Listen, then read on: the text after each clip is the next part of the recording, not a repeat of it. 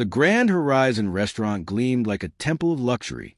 Expensive chandeliers hung from a ceiling painted in gold tones, and every table was draped in white linen, surrounded by the city's most influential people.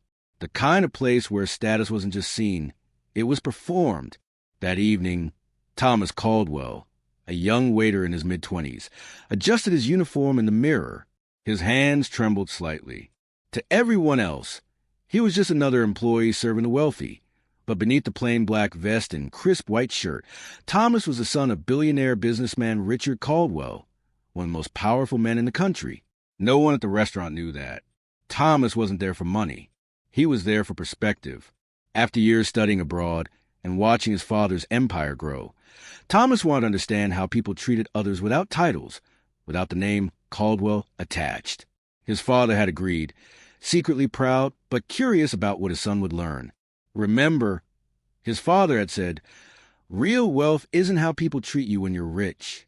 It's how you treat others when you have nothing. Tonight, that lesson was about to unfold. As the dinner crowd filled the restaurant, Thomas moved between tables, calm, polite, invisible. At table 7 sat a group of high-ranking executives from Caldwell Enterprises, including Martin Graves, the company's senior vice president. None of them recognized a young man refilling their glasses. "Hey, waiter," Martin snapped, without looking up from his phone. "We've been waiting for our order. What's taking so long? Do you think we're here to watch you wander around?" Thomas bowed slightly. "I apologize, sir. The chef is preparing your meal now. I'll make sure it's served right away." Yeah, Martin muttered. "Just move faster next time." The others at the table laughed. To them, Thomas was just another servant. Beneath their notice, they joked about tips, mocked another waiter's accent, and boasted about the company's latest profits. Thomas listened quietly, keeping his emotions in check. He'd seen this arrogance before, men drunk on money, blind to their own cruelty. As he cleared their plates later, one of them spilled wine on the floor. "Clean that up," Martin said sharply. "You're paid for something, aren't you?" Thomas knelt silently, wiping the floor with practiced calm. He could feel the sting of humiliation, but also a strange peace. This was why he had come, to see the world as it truly was, not through the tinted glass of privilege. From across the room, the restaurant's manager, Clara, noticed Thomas's patience. She'd seen new waiters break down after being treated like that. But this one had something different, grace. And she was right. Thomas Caldwell wasn't just anyone. He was a billionaire's son, learning what money could never buy: respect, empathy, and humility.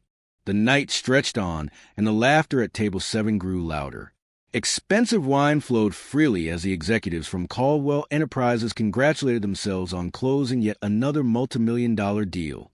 Their arrogance filled the air like cigar smoke, heavy, suffocating, and impossible to ignore.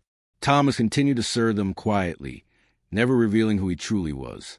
Every thank you left unspoken, every dismissive gesture, every snide comment. He absorbed it all. He wasn't angry. He was watching. "Look at this guy," one of the executives chuckled as Thomas poured another glass. "Bet he makes, what, $50 a night?" "Probably less," Martin replied with a smirk. "That's why he moves so slow. No ambition. People like him don't understand what it takes to win in this world." Thomas looked at Martin for a brief second. The irony was almost painful. This man, a senior executive at his father's company, preaching about success while disrespecting someone who literally signed his paychecks. But Thomas said nothing. His father had always taught him, silence reveals more truth than words ever can. As Thomas walked back toward the kitchen, he passed Clara, the manager. "Are you okay?" she asked softly. "You've been handling those guys all night with more patience than I've ever seen." He smiled gently. "I'm fine. It's enlightening." Clara tilted her head. "You sound like you're studying them." "In a way, I guess I am," Thomas replied with a faint grin before disappearing behind the kitchen doors. Meanwhile, at table 7, Martin leaned back in his chair, completely unaware that his behavior was being observed by the very person whose opinion mattered most. "These waiters," he said loudly, "should be grateful. Without people like us spending money, they wouldn't even have jobs. The others laughed again, clinking glasses, but just a few tables away sat a quiet, older man in a gray suit. His silver hair gleamed under the chandelier, and though he sat alone, there was something commanding about his presence. He had a kind face, but sharp, observant eyes. It was Richard Caldwell, Thomas's father, dining incognito. He'd come not to check on his son, but to witness humanity, to see how his employees behaved when they thought no one important was watching. As he watched Martin's arrogance unfold, Richard's heart sank. This was a man trusted with leading part of his empire. He noticed how Thomas served every table with equal respect, rich or poor, kind or cruel. There was a dignity in the young man's quiet service that few could ever understand. When the group's laughter turned to mocking a dishwasher for his accent, Richard clenched his jaw. He had spent a lifetime building a company based on integrity, and yet here sat his senior staff, embarrassing themselves in public, degrading others in the name of superiority. By the end of the night, Thomas cleared their plates again.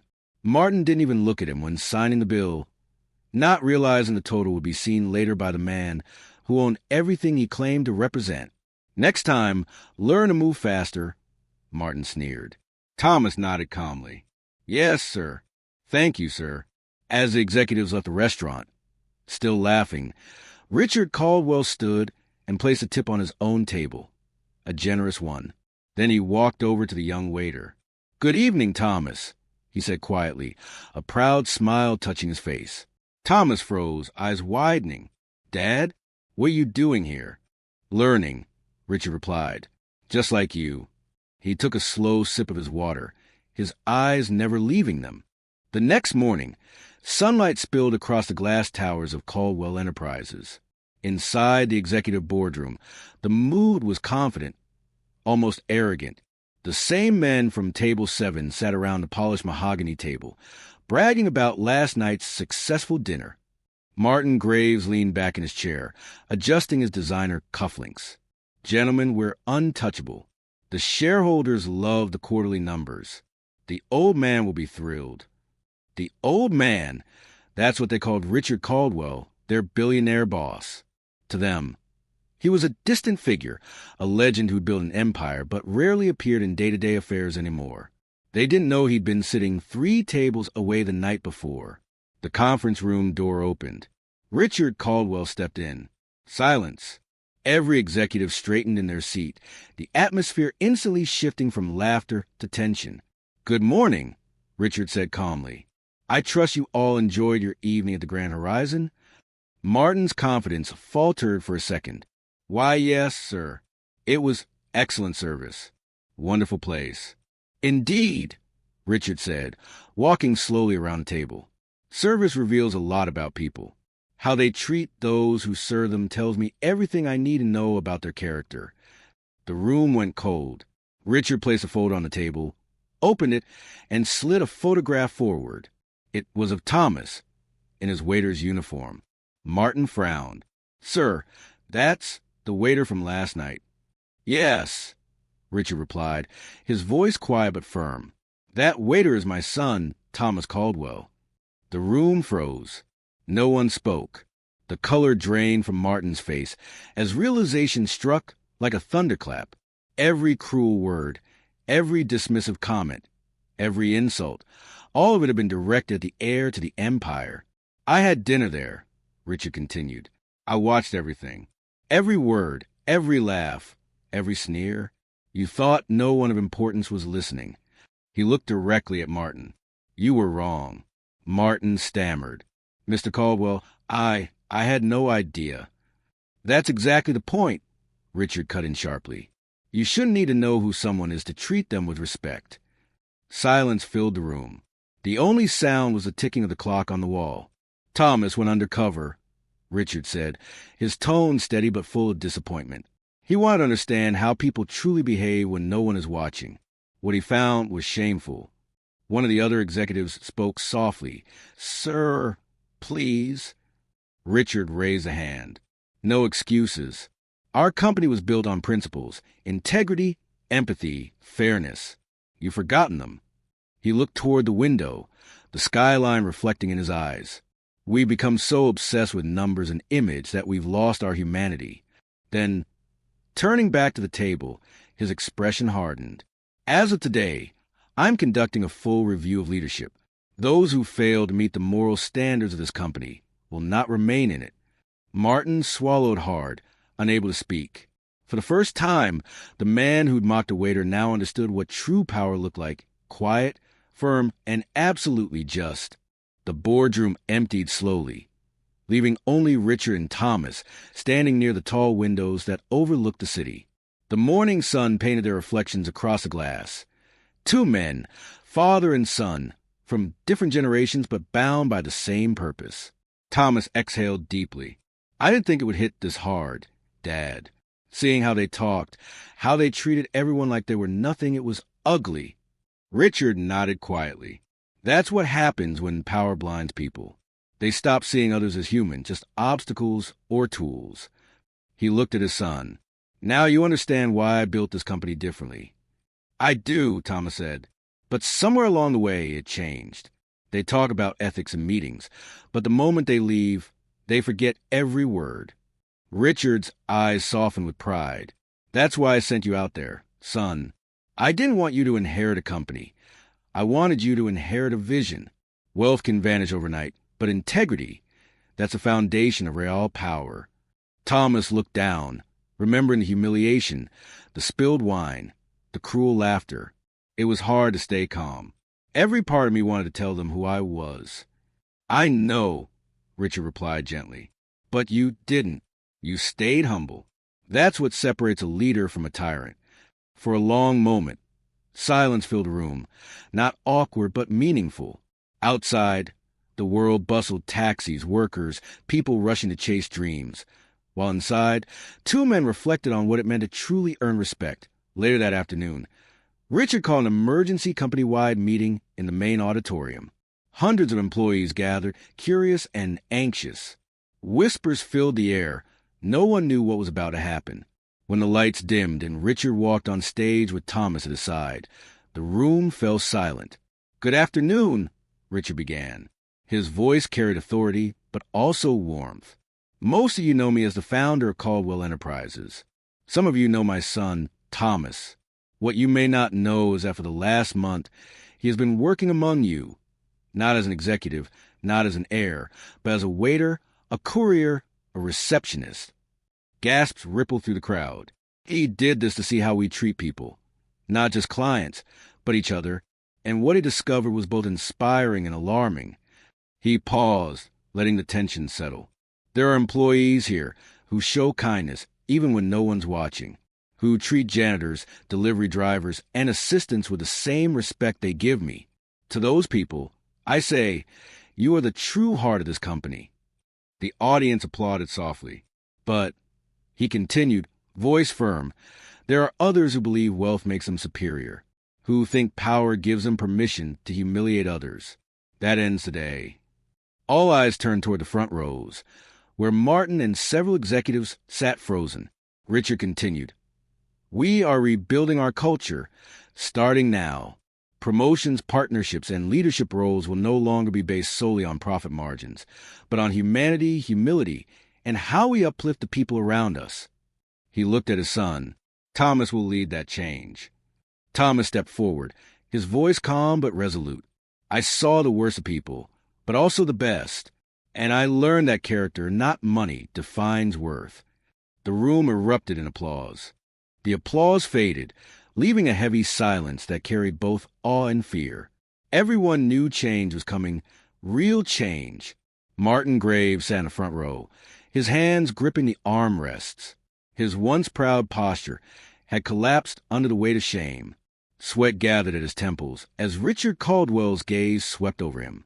"Martin," Richard said slowly, his voice echoing to the hall. "Stand up." Martin obeyed, trembling slightly. The hundreds of eyes watching him felt like judgment itself. "You've been with this company for 10 years, Richard continued. "You've closed massive deals, earned large bonuses, and represented our brand publicly. Yet last night, you failed the simplest test, human decency." Martin swallowed hard.